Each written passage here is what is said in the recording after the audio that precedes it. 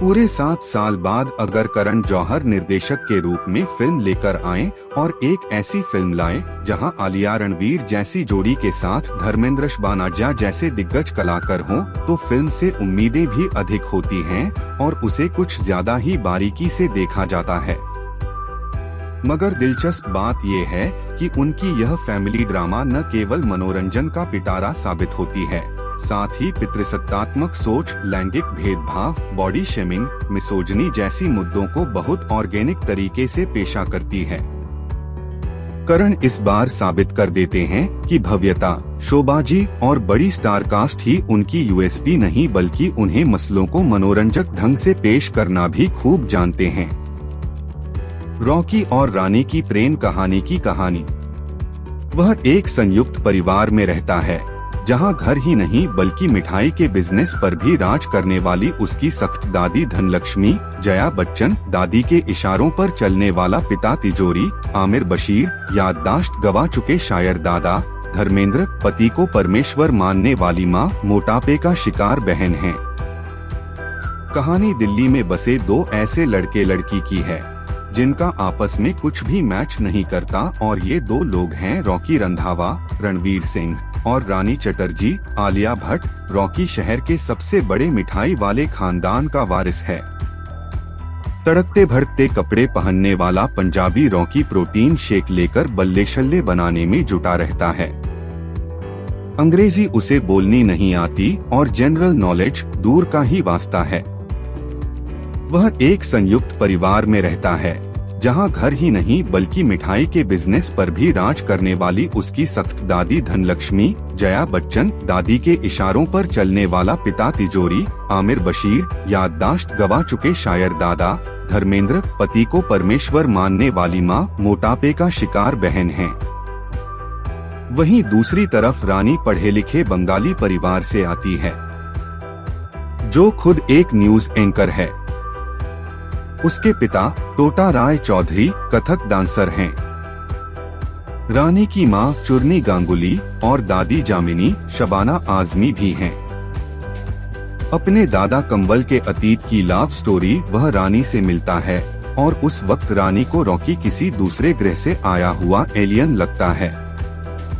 इन दोनों को पता चलता है कि कंवल और जामिनी किसी जमाने में एक दूसरे से मोहब्बत करते थे।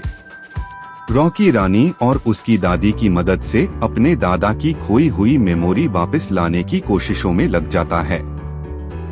इनकी मुलाकातों का सिलसिला बढ़ता है और रॉकी रानी के गहरे प्यार में पड़ जाता है, मगर रानी समझती है कि यह महज वक्ती शारीरिक आकर्षण है।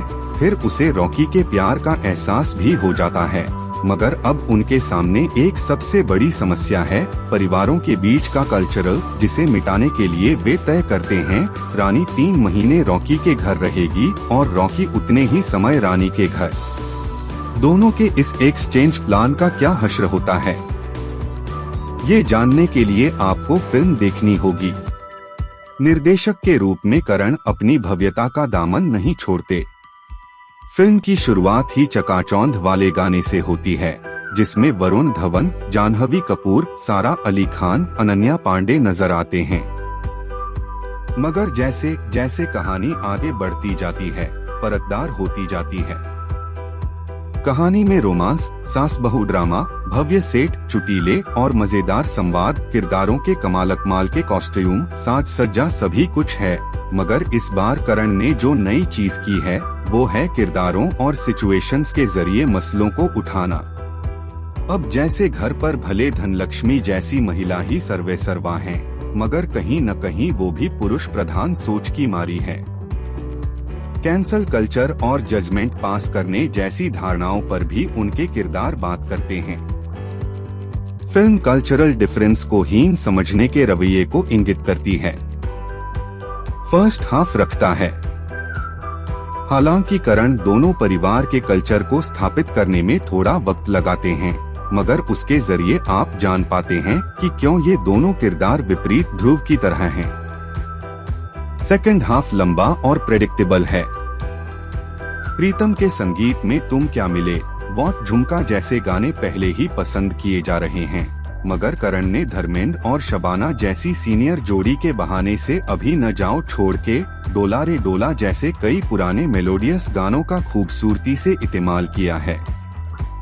शशांक खेतान, सुमित रॉय, इशिता मोइत्रा की लिखी कहानी में मोइत्रा के संवाद मजेदार हैं। नितिन बैद अगर एडिटिंग में कसावट रखते तो मजा आ जाता। मानुष नंदन की सिनेमेटोग्राफी अच्छी है। एंसेम्बल कास्ट फिल्म की खूबी है। रणवीर सिंह इस बार अपने पूरे फॉर्म में हैं। वे एनर्जी और खिलदंडेपन से भरे अपने चिरपरिचित अंदाज में हैं, मगर ये उनको सूट करता है। अपनी परवरिश के कारण पनपी परंपरागत सोच से अनजान एक मस्तमौला के किरदार को उन्होंने खूबसूरती से अदा किया है, मगर जब उनके किरदार के आत्ममंथन का दौर आता है तो वे उसे भी भावनात्मक होकर निभा ले गए हैं।